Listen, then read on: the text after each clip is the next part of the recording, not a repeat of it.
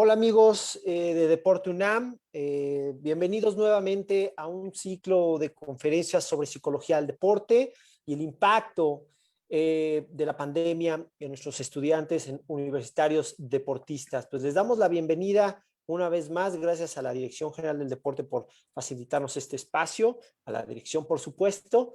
Y tenemos hoy un día interesante. Vamos a estar platicando de el trastorno de evitación de la personalidad, evitativo de la personalidad.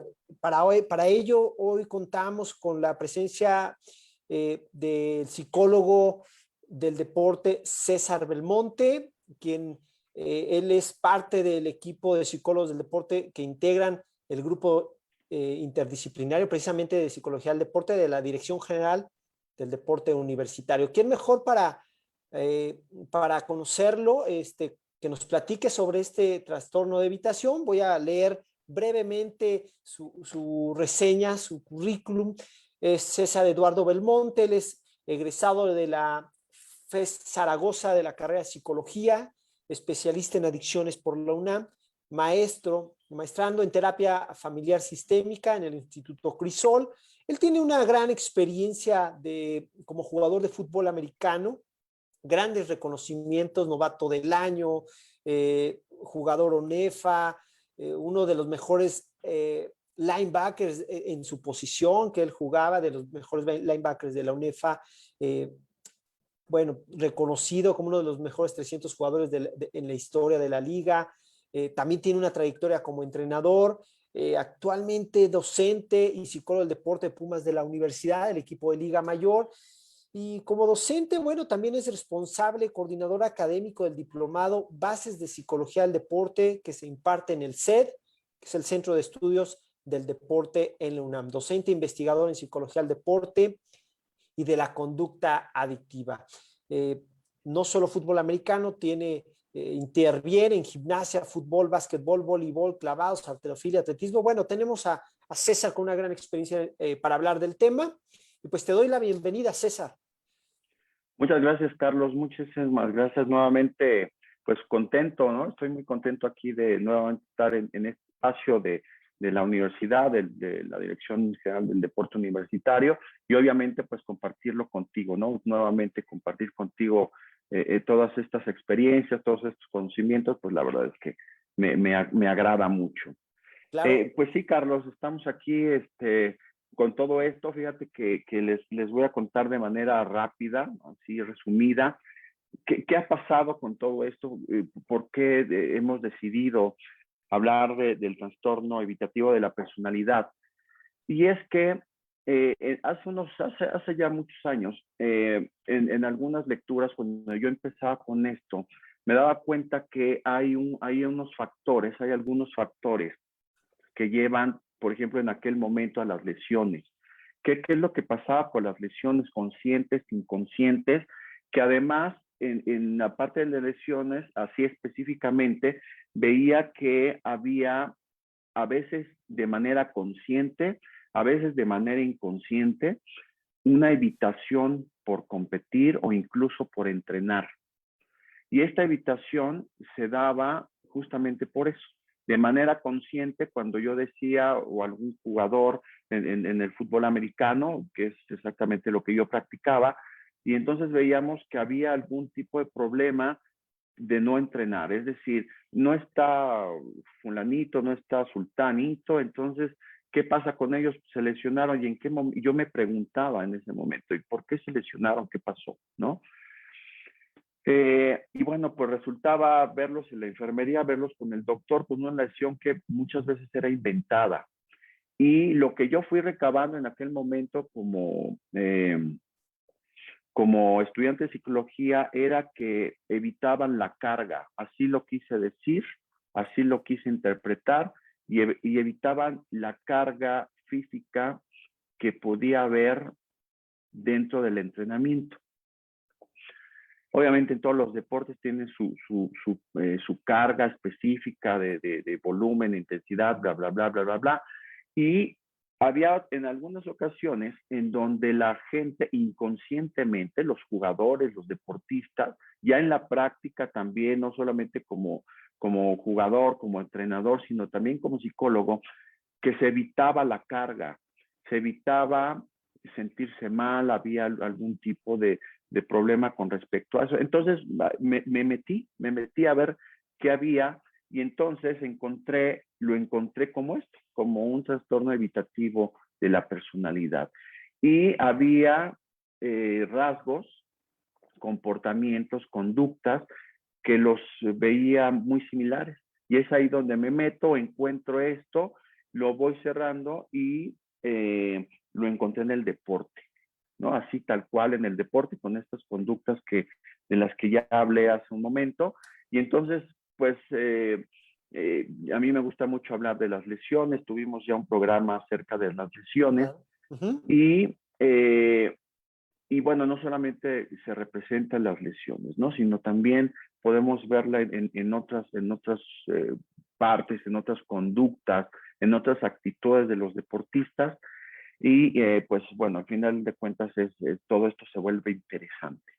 Oye, y es que ahorita que lo estás comentando, me llega ahora sí que a la cabeza, pues no solo en el deporte, digo, vamos a abordar el deporte, pero puedo pensar en un niño que no quiere ir a la escuela a lo mejor porque no la pasa tan bien, no están, no sé, lo están molestando o tiene exámenes, en etapas de exámenes a muchos les duele la cabeza, el estómago. En el deporte es muy común, lo dices bien, cuando hay una exigencia física, generalmente a veces las lesiones aparecen cuando vienen las competencias. ¿Cómo podrías definir qué es el trastorno evitativo de la personalidad? ¿Cómo podrías describirlo eh, si solo se presenta en algún nivel deportivo, en infantiles, en ya profesionales, en universitarios, o es algo que también se presenta en diferentes etapas deportivas? Y fíjate que, bueno, obviamente, así tal cual, Carlos, pues necesitamos empezar por el principio, ¿no? Así tal cual. Entonces, Ajá. para eso quiero compartirles esta pequeña presentación donde efectivamente pues vamos a saber, ¿no? ¿Qué es el trastorno evitativo? Tienen un sentido negativo de sí mismos. Vamos a abordarlo y quiero también compartirlo en este mismo sentido donde pues obviamente lo vamos a ver de una manera general y vamos a aplicarlo como en embudo hasta llegar al deporte.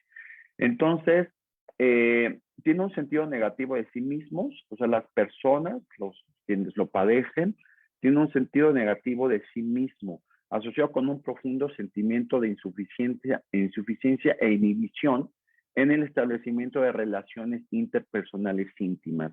Aquí, bueno, pues ya podemos tener un panorama general, ¿no? Más concretamente, se sienten ansiosos y fíjense aquí lo que ha sucedido también, que bueno, pues finalmente este ciclo de conferencias tiene que ver con la pandemia, lo que nos ha dejado la pandemia desde la parte psicológica y no solamente desde la parte psicológica, sino también psicológica en el deporte, ¿no? Entonces, la ansiedad, pues ha sido una constante en todo este confinamiento.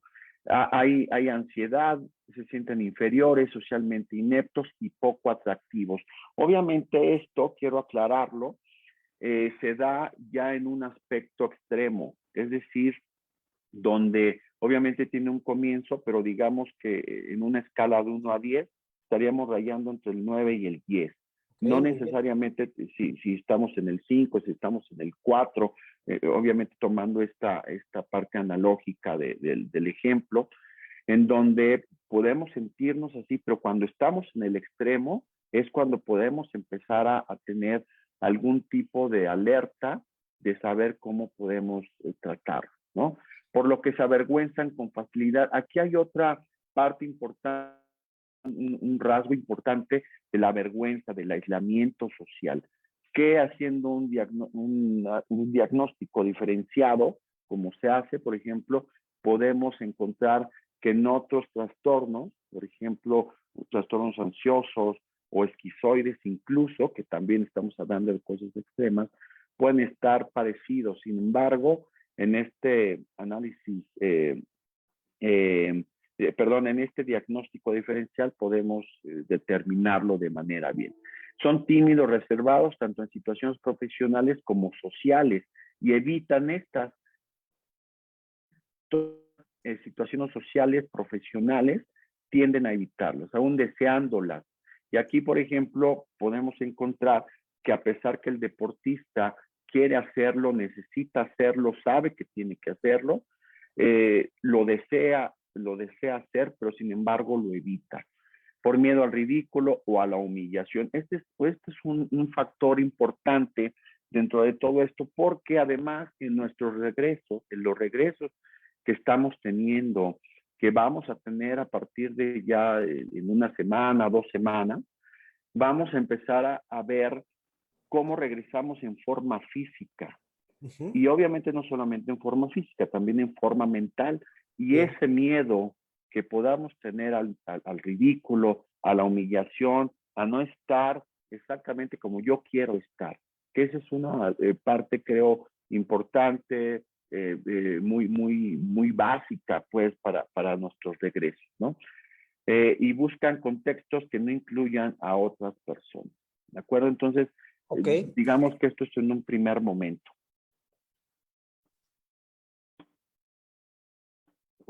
Perdón.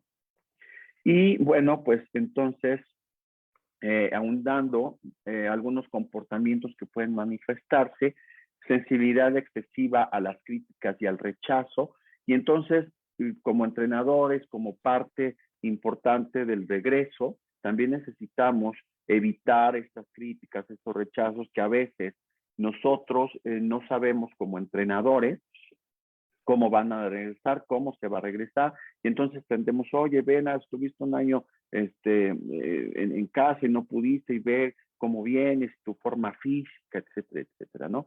Sentimiento de ser inadecuado, inferior, desagradable. Necesitamos saber los deportistas, estos regresos, nuestro rendimiento, igual tomando escalas, no va a ser de 10, ni de 8, ni de 9, incluso quizás ni siquiera de 7. Nuestros rendimientos van a ser de 5, de 6, de 4, y que eso, pues obviamente no nos va a hacer ser inadecuados, inferiores, desagradables, etcétera. Aquí hay una evasión de actividades laborales que implican contacto interpersonal, perdón. Y evasión de estas actividades laborales que también las podamos llevar a la cuestión deportiva, incluso no solamente podemos hablar de los deportistas, también de los entrenadores, por ejemplo, de la gente que estamos involucrada en todo el proceso de rendimiento deportivo. Inhibición, timidez, aislamiento en el plano social, evita actividades nuevas o reunirse con extraños, que de igual manera, ya esto es extremo, o sea, ya en la primera escala que puse, pues estaríamos rayando en el 9, en el 10, en estas conductas donde ya hay una timidez extrema, ya no quiero convivir con nadie, lo evito, ¿no? Temor a la desaprobación, a pasar vergüenza o a hacer el ridículo. Y este rasgo, Carlos, yo creo que también hay que tomarlo mucho en cuenta, el temor a la desaprobación, a pasar vergüenza o a hacer el ridículo, que también puede estar muy presente y sin embargo no quiera decir exactamente que tenemos algún tipo de trastorno por evitación, ¿no? Es decir, esta desaprobación, este pasar vergüenza, este miedo que podamos tener a hacer el ridículo, que si antes saltaba, voy a hablar saltaba 5 metros, 3 metros, ahora a lo mejor salto 1,5 o 1, y eso no quiere decir que está mal.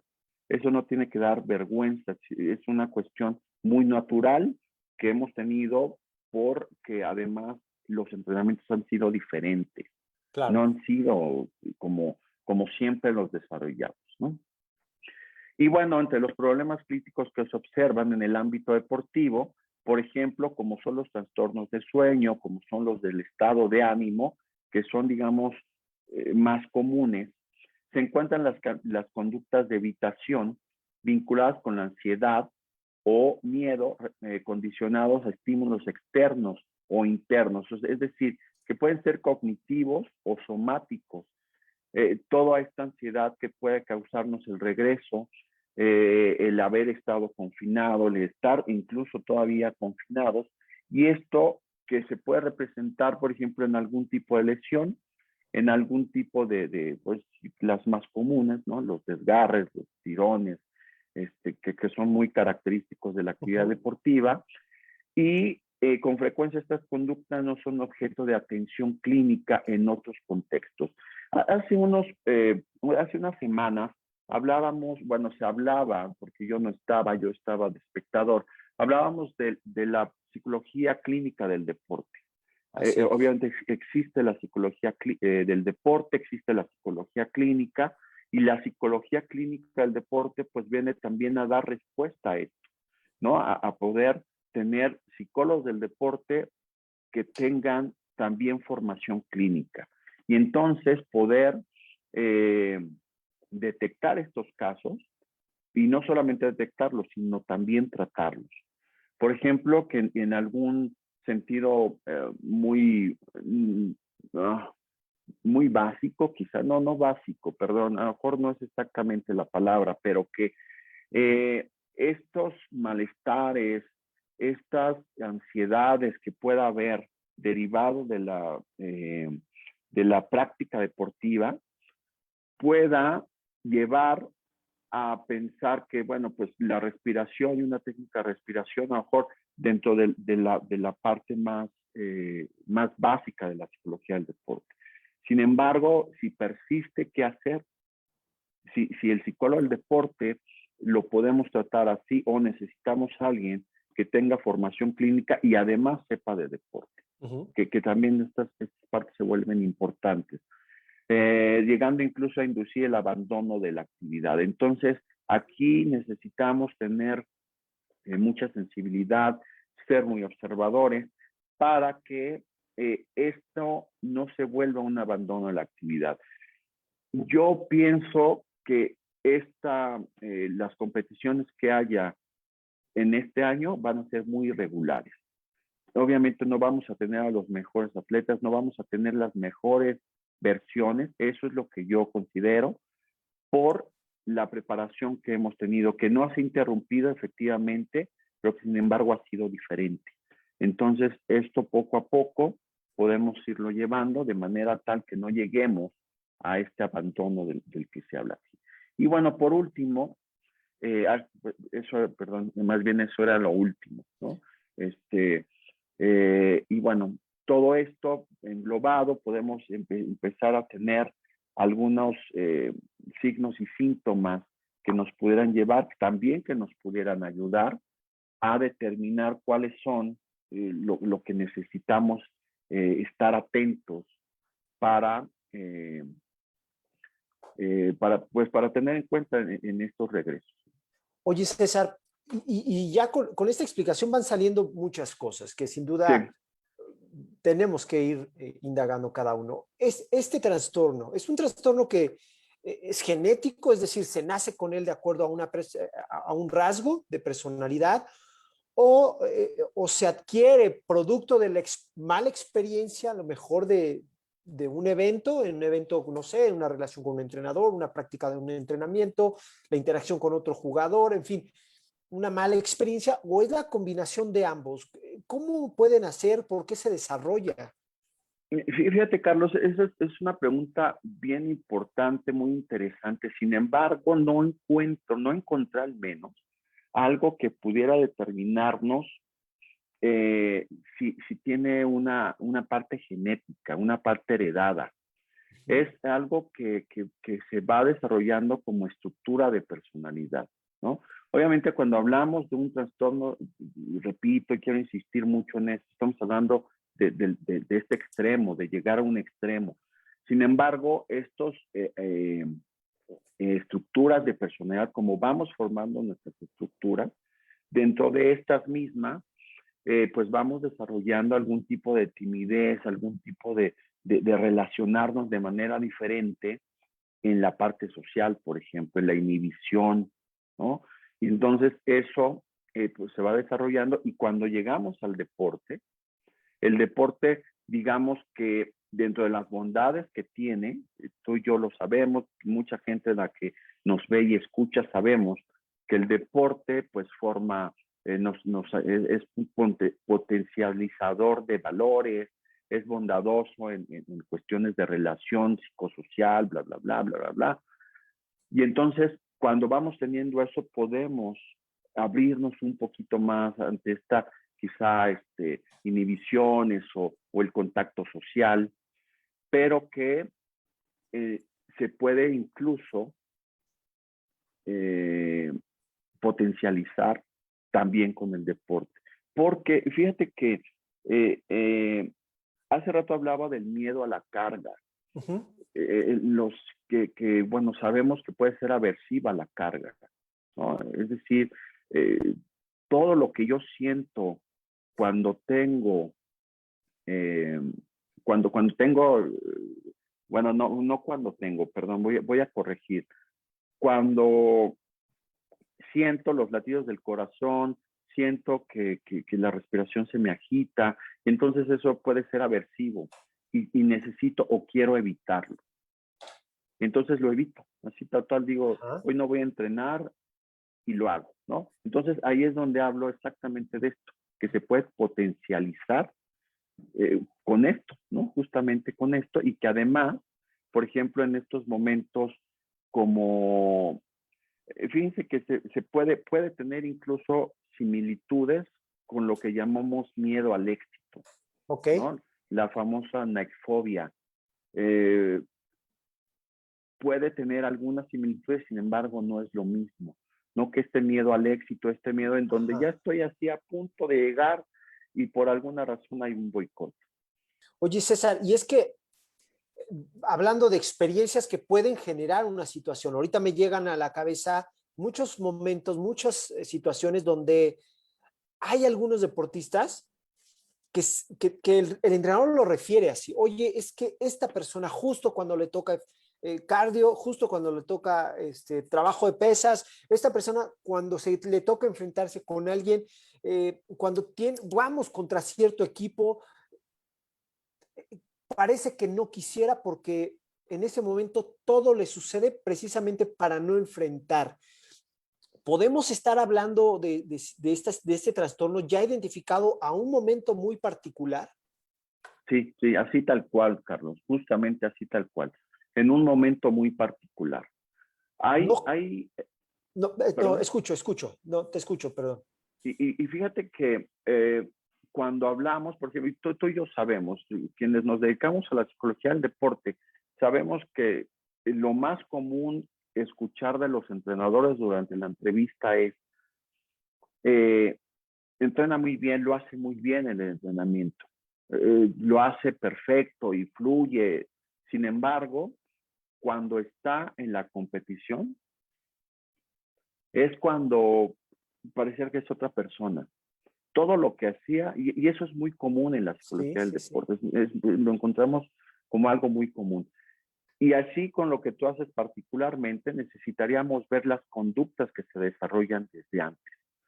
Y para eso tenemos pues el tiempo del entrenamiento, el tiempo de las pesas, el entrenamiento en donde se esté dando, ¿no? Puede ser en la alberca, en el tatami, en el gimnasio de pesas, en la pista, etcétera, etcétera. Pero cuando vamos viendo las conductas, los comportamientos que tiene y hacemos un récord, es por eso la importancia también que el entrenador, obviamente cuando no cuenta con psicólogos del deporte, etcétera, sea observador. Y estas conductas, este tipo de conductas, ¿qué pasa, por ejemplo, cuando tengo un microciclo de choque? Y entonces en ese microciclo de choque, de repente, de mi equipo de 20 personas, van 16, es Claro. significativo. Entonces podamos ahí darnos cuenta qué pasa con esas 4 personas que no asistieron. Podemos sacar récords, podemos estar en contacto con el servicio médico, el fisioterapeuta, el preparador, a ver, vamos a ver qué está pasando. Y entonces podamos darnos cuenta y particularmente, como tú lo dijiste, podamos llegar a esa competición y decir, tuvo que ver con esto. con esta evitación. Claro. O a lo mejor tuvo que ver con cuestiones circunstanciales, ¿no? Que también puede ser. Fíjate que cuando algo que es bien importante y además creo que muy sencillo es ver las listas de asistencia. Todos los entrenadores tienen listas de asistencia. Uh-huh. Y cuando vemos la sábana completa, de repente vemos rojo, rojo, rojo, rojo, rojo, y cuando lo vemos el todo, decimos, ah, caray, pues sí tuve una ausencia importante. O incluso que puede ser lo contrario, ¿no? O sea, tuve una muy buena asistencia. Sí. Pero cuando vemos el récord, decimos, ah, caray, pues este chavo o esta chava vino de 20 prácticas, vino 13. O sea, lo cual representa un porcentaje alto de su ausencia. Oye, y es que varias cosas, porque digo, en la práctica y en la experiencia lo vamos viviendo, ahorita que lo vamos identificando, cómo hay situaciones donde de manera casi automatizada algunos deportistas van a tratar de evitar la situación, que es de lo que estamos hablando. Hay algo que me llama la atención. A los ojos de los entrenadores o de algunos entrenadores, un deportista que puede estar evitando situaciones de choque, situaciones de ejercicios máximos en un gimnasio, de un día de trabajo de preparación física extenuante, que son los primeros, los regresos, los inicios de cada ciclo. Los entrenadores normalmente pueden pensar o te lo expresan de esta manera, es que es bueno, pero no trae la mentalidad. ¿Por qué? Porque en los momentos donde yo presiono, yo exijo, el chavo hasta deja de venir o se lesiona o algo sucede. En ese momento hay demasiadas tareas, siempre hay demasiadas tareas o tiempo de exámenes, justo cuando hay momentos de presión.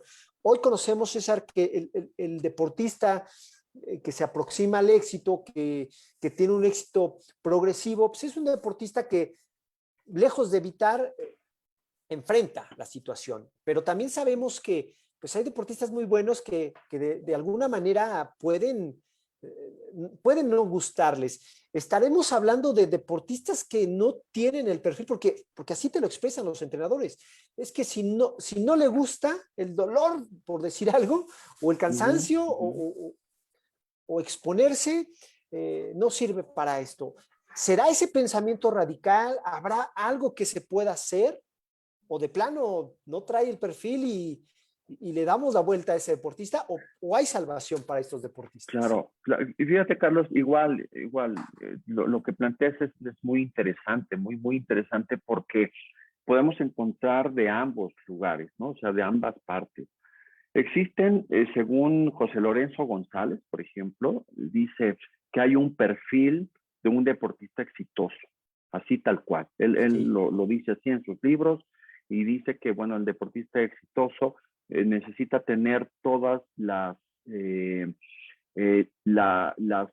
todas las variables psicológicas que inciden dentro de la práctica deportiva, todas ellas las debe tener bajo control, que es el control de pensamientos, estar concentrado en el momento justo, poner atención exactamente a lo que tiene que hacer. Y tú sabes que para eso pues es todo un trabajo, Uh-huh.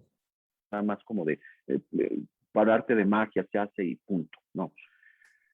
Tiene que ver también con, además de estos perfiles, ¿cuáles son, por ejemplo, los perfiles que necesita tener las diferentes disciplinas deportivas? Podemos encontrar, y seguramente también tú lo sabes, o sea, porque esto aparte ni siquiera es nuevo. Podemos tener muy buenos perfiles para alguna disciplina y esos mismos perfiles pueden no ser buenos para otra. Claro. ¿No? O sea, por ejemplo, podemos tener, te voy a contar una experiencia en fútbol americano, se le llama decatlonista, una persona que se dedicaba al decatlón, obviamente con 10 pruebas, un excelente atleta, pero cuando lo llevamos a jugar fútbol americano, por allá de 2002, 2003, era muy bueno corriendo, era muy bueno saltando, era muy bueno esquivando, pero en el momento de poner el equipo y todo esto, él mismo dijo, no quiero. Y claro. entonces podríamos hablar ahí de una conducta evitativa, quizás no, no exactamente, simplemente el perfil era diferente. Y obviamente en cuestiones psicológicas también sabemos que es diferente. Y, pero sin embargo, si esa misma persona hubiera tenido, no, o sea, yo no voy a que me peguen, ¿no? Obviamente evita algo, pero no es una evitación como la que estamos hablando, ¿no? O sea, Ok. evita, no, pues a mí me encanta correr y me encanta saltar y me encanta lanzar, pero no me gusta que me peguen, ¿no? Evita Y que se aparte es lesione muy tal fácil. vez. Exactamente, sí, sí, sí, claro, claro, Por ¿no? gustos. Exacto. Y entonces, esa separación es muy importante y obviamente la pregunta que haces relevante, muy relevante, porque no podemos, eh, como se dice, ¿no? No podemos comparar peras con manzanas, peras con peras o manzanas con manzanas. Entonces, ya en este mismo persona que practicaba en ese momento decatlón, ese decatlón, si presentara algún tipo de conducta que alguna prueba de esas 10 no le gustara, y entonces estuviera evitando siempre que hay, por ejemplo, no sé, la carrera, y entonces ahí sí podemos decir, ah, bueno, su debilidad es la carrera, pero también la ha estado evitando. Es decir, en el récord puedo ver que ha estado evitando correr. Y aparte, bueno, correr es algo muy básico. A lo mejor incluso mi ejemplo está muy disparado, pues, pero eh, está haciendo algo que no está haciendo algo que además que puede ser su prueba más débil, pero también la está evitando. Y Sí, evitando quizá por esto que hablamos hace rato acerca de las cargas, acerca de que pudo haber habido algún, eh, algo aversivo en eso y entonces lo evita. y es que, aunque parece, dices, excesivo el ejemplo, ay, hoy yo conozco a alguien que cada que hay que trotar 30, 40 minutos, hay gente que te dice, eso no me gusta. Y de verdad que a veces hasta llegan tarde para no hacerlo, esas conductas que las vamos identificando. Eh, hay, hay algo que se tiene que hacer, porque mencionabas que este trastorno se puede ir generando de pronto si no somos muy cuidadosos en el ámbito deportivo. Quiero hablar desde el enfoque del entrenador. ¿Hay algo que deban de cuidar? Las experiencias negativas, verlas de otra manera, porque al final el deporte te va a llevar a que te juzguen, el deporte te va a llevar a que te enfrentes, el deporte te va a llevar a que a veces no ganes o muchas veces, te va a llevar, por supuesto, a ganar en algunas otras, pero siempre vas a estar ante esta situación que al deportista le puede generar ansiedad, que es el miedo, es el juicio, es la exposición, y más cuando no estás tan bien preparado como ahorita bien platicabas. La pandemia no permite a lo mejor, el mejor desempeño porque venimos de un trabajo físico general, lo vamos a especializar cada vez en cada disciplina y a lo mejor no veremos el gran nivel deportivo que teníamos, pero sin embargo, tal vez empecemos a competir. En este sentido, el entrenador deberá estar cuidando algo desde en todos los sentidos, las experiencias, por ejemplo, que sin duda a veces no son las mejores en el deporte, pero que las tenemos que vivir como deportistas. ¿Hay algo que el entrenador puede estar cuidando para que esto sea mucho más aprendizaje y no tanto tan aversivo? Sí, y fíjate, Carlos, que sí.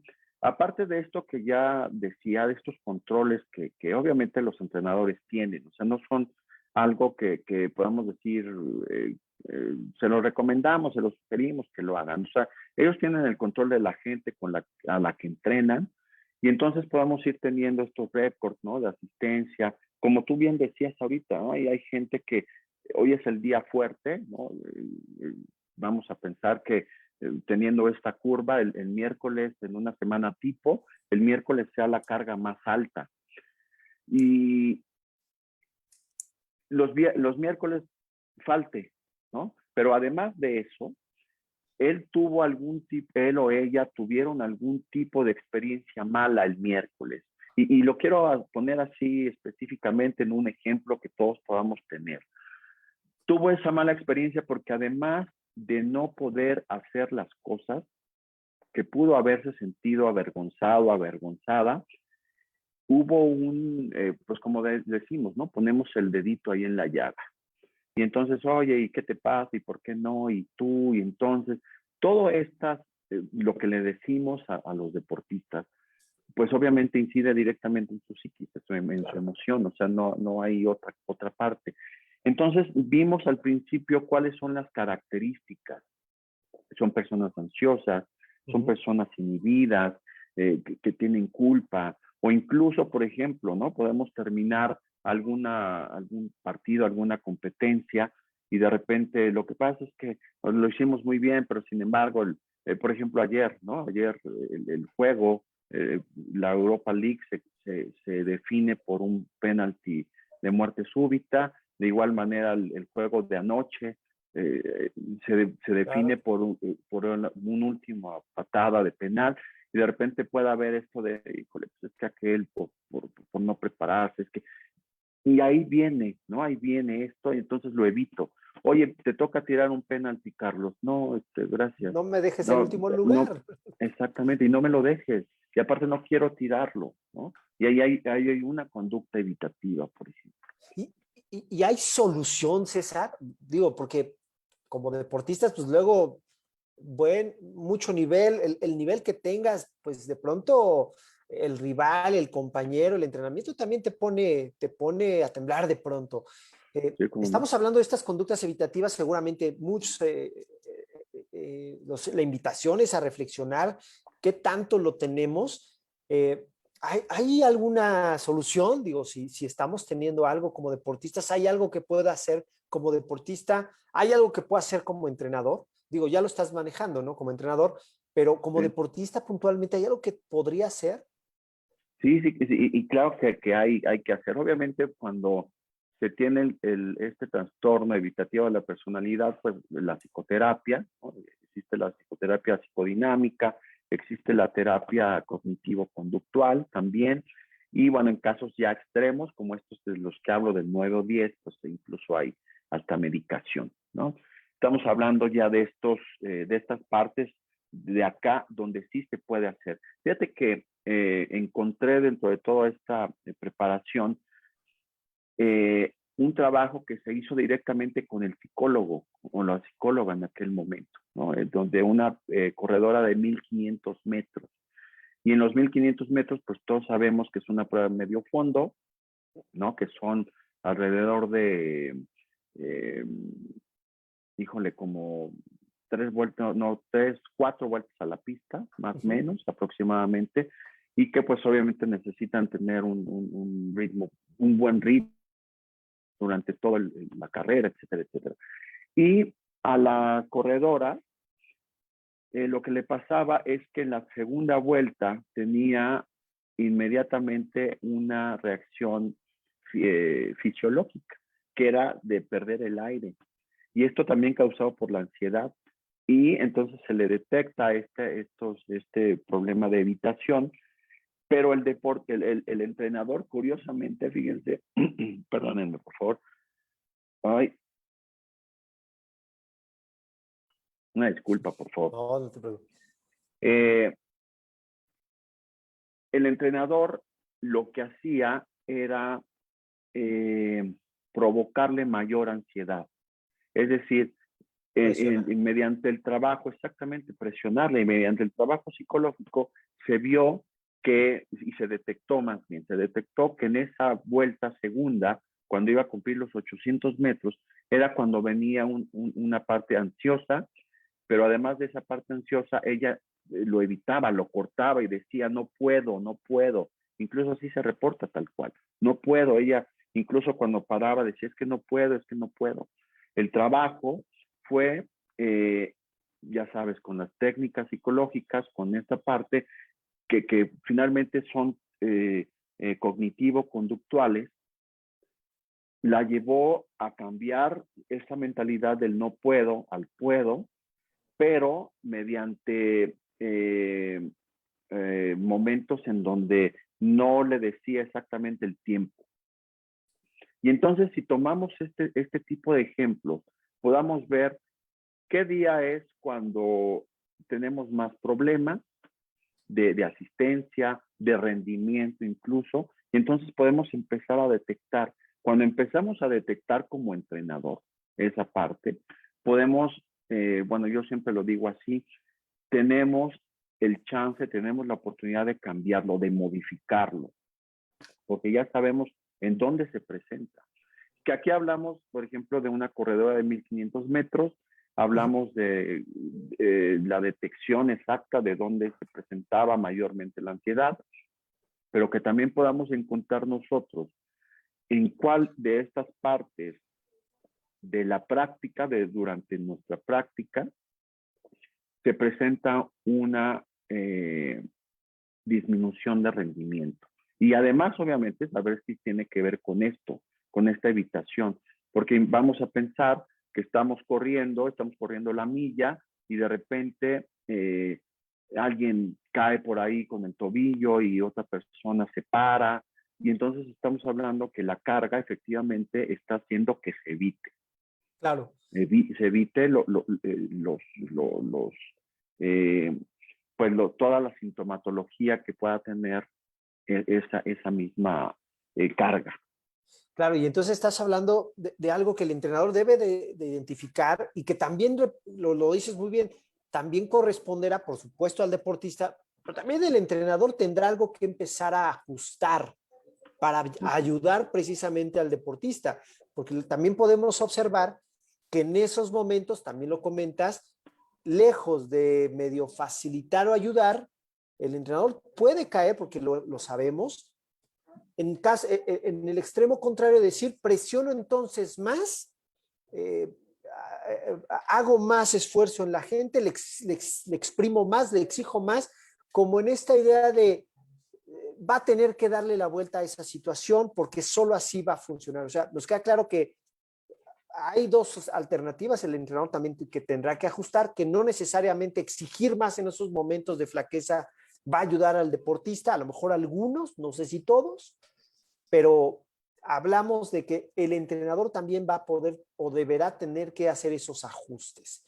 Oye, César, ahorita está un tema muy interesante. Una tenista que renuncia al Roland Garros, que además es una tenista que está rankeada en el lugar 2, Naomi Osaka, número 2 del mundo. ¿Quién se podría imaginar que abandone el Roland Garros? Porque sufre de ansiedad ante la prensa, y como sufre ansiedad ante la prensa, por salud mental, así lo dice, no voy a dar conferencias, y como no cumple con esta premisa contractual de un torneo, pues se retira, porque es un compromiso de pronto dar conferencias de prensa, pero ella dice no, por salud mental no las doy, y entonces se termina yendo del torneo. Es un trastorno de evitación.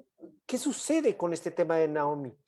Y fíjate que, bueno, obviamente el caso sonado, ¿no? Ya lo dijiste tú, número 2 del mundo en Roland Garros, ¿no? O sea, estamos hablando de deporte profesional, de personas que, vamos a decirlo así, en teoría, debieran estar bien preparadas para eso, ¿no? Sin embargo, ella, pues así tal cual, ¿no? Dice, que todo el mundo vuelva a concentrarse en el tenis. Es lo que ella dice. Y pues sí, podríamos hablar, por ejemplo, de algún tipo de conducta evitativa, ¿no? Lo que le pueda representar el hecho de esta competición. Y aparte que, como ya lo dijimos, unas características. Y si no doy el ancho, bueno, como decíamos aquí en México, ¿no? A lo mejor ella no lo va a decir así, pues, pero y si no lo hago, ¿y qué tal si pasa esto? Y bueno, ¿qué tal si me ranqueo mal? Entonces pueden empezar a venir cualquier cantidad de pensamientos. Obviamente, estos a su vez pues van a traer ansiedad. Y es un caso que ejemplifica muy bien, creo yo, lo que estamos platicando, ¿no? Todo esto que estamos compartiendo, porque repito, ¿quién pensaría que un deportista de ese nivel, ¿no? Perteneciente a una élite, además, del tenis profesional a nivel mundial, pueda retirarse, además de la multa que tuvo, ya lo dijiste tú, $15,000, ¿no? Por no presentarse, porque además, pues todos sabemos, la prensa es incisiva, oye, ¿y vas a ganar? Oye, ¿qué vas a hacer? Oye, y entonces quizás para esas respuestas, pues no se esté todavía ella, considero yo, pienso yo, que esté lista para dar respuesta a cada una de estas partes. Y es que tocas un tema interesante. Por un lado, la salud mental que hay que tener cuidado con todos los deportistas. Por otro lado, también la preparación al ser un deportista élite, rankeada en el top, lo mejor, debería, o en teoría creemos que debería de tener una preparación psicológica para afrontar los medios, que hoy se hace, de verdad que no es exclusivo del tenis, hoy se hace hasta con selecciones nacionales, menores, juveniles, se preparan a los chavos. ¿Quién va a hablar ante la prensa? No todos tienen esa capacidad. ¿Qué vas a hablar ante la prensa? Si vamos bien, si nos fue mal, se busca ese perfil y se entrena a la gente en la parte psicológica para no engancharse. También tocas algo, híjole, que me parece relevante y que hoy nadie está tocando. Y con este tema, a lo mejor, no lo sé, no conozco a Naomi, no he intervenido con ella. Claro, claro. No creo que lo haga, pero tocas algo que me parece medular y nadie ha estado hablando. ¿Será realmente el tema del miedo a la prensa o, lo dijiste muy bien, o a lo mejor no me siento tan bien, que podría no estar rankeada en el lugar que tengo, podría no irme tan bien, o no me está yendo tan bien, o no me siento con la capacidad de afrontar el Roland Garros para traer la copa, el trofeo, y entonces va a buscar, como lo sabemos consciente o inconscientemente, una salida aceptable ante la situación. Mira, este tema lo acabas de tocar, yo no lo escucho en ningún medio, obviamente no tendría por qué escucharlo, eres el especialista aquí para hablar de esto, pero acabas de aventar un reflector muy interesante, César. Sí, sí, sí, y fíjate que así como Naomi, ¿no? Tú lo dijiste, algo que tiene que ver mucho con la ética, o sea, nosotros lo vemos, lo leemos y lo interpretamos, ¿no? Sin embargo, no sabemos exactamente qué esté pasando allá adentro, lo podemos interpretar, lo podemos intuir, pero sí es importante, por ejemplo, en saber qué pasa con esas personas que además tienen su equipo, ¿no? O sea, tienen un equipo que lo soporta, que está atrás de ellos, en este caso atrás de ella, y que pues seguramente debe tener un psicólogo. Pero Esperemos que sí. exactamente, bueno, al menos yo considero que sí lo deba de tener. Pero esto exactamente se sale dentro de todo y podemos interpretarlo, como decía hace un rato, ¿no? Podemos interpretarlo así, como esto donde tengo mi estatus, soy la número 2 del mundo y no puedo salir a hacer el ridículo. Entonces, esa es una interpretación solamente, ¿no? Claro. No quiero decir que así lo haya dicho ella, pero entonces tengo que cuidarlo, porque finalmente reputación voy a decir fútbol, y es deporte profesional, y el deporte profesional pues sabemos también que tiene sus características, ¿no? No es simplemente así por mi camiseta, por mi país, sino bueno, también obviamente es mucho dinero el que se maneja ahí. Oye, César, pues está interesante, ahí lo estaremos dejando, abriste una puerta muy interesante de la reputación como otra alternativa, creo que eso es lo que podemos, y esa es labor del psicólogo, encontrar las diferentes opciones o alternativas que pudieran estar invadiendo en este momento a cualquier deportista. César, pues nos falta tiempo para hablar, pero me parece que abarcamos un buen tema. Trastorno evitativo de la personalidad, creo que lo explicaste muy bien. No sé, estamos acabando con el tiempo, tenemos un minuto. César, ¿algo que quisieras puntualizar ya para irnos? Pues insistir en esto, ¿no? Entrenadores, deportistas que estén sensibles de esto, ¿no? O sea, seamos sensibles de esta parte para poder trabajarla. Es decir, no todos tenemos por qué saber de esto. Sin embargo, ahorita aventamos la semillita, que la gente pregunte, que la gente se informe también de esto y que bueno, pues obviamente aquí estamos, ¿no? Sobre todo aquí en la UNAM, y que podemos también tratar este tipo de cosas. Y bueno, pues agradecer a la Dirección General del Deporte Universitario por el espacio, agradecerte a ti, Carlos, el haber compartido el espacio aquí conmigo, y y pues bueno, no hay más, sigámonos cuidando y pues ya pronto nos estaremos viendo físicamente. Claro que sí, César, pues me sumo al agradecimiento a la Dirección General del Deporte Universitario, Alejandro Franco, Alejandro Valera, que están en la coordinación y ejecución de todo esto y dirección de esto, y pues a ti, por supuesto, por hablarnos de este tema importantísimo hoy en día y estar al pendientes. Pues los dejamos, nos despedimos, nos vemos en 8 días con otro tema en psicología del deporte, en este ciclo de conferencias sobre pandemia y psicología del deporte, afectaciones, soluciones y alternativas que podemos llevar a cabo. Pues les mando un saludo, que tengan buen fin de semana. César, muchas gracias por tu participación y tu aporte. Gracias, Carlos. Buen día a todos. Hasta luego.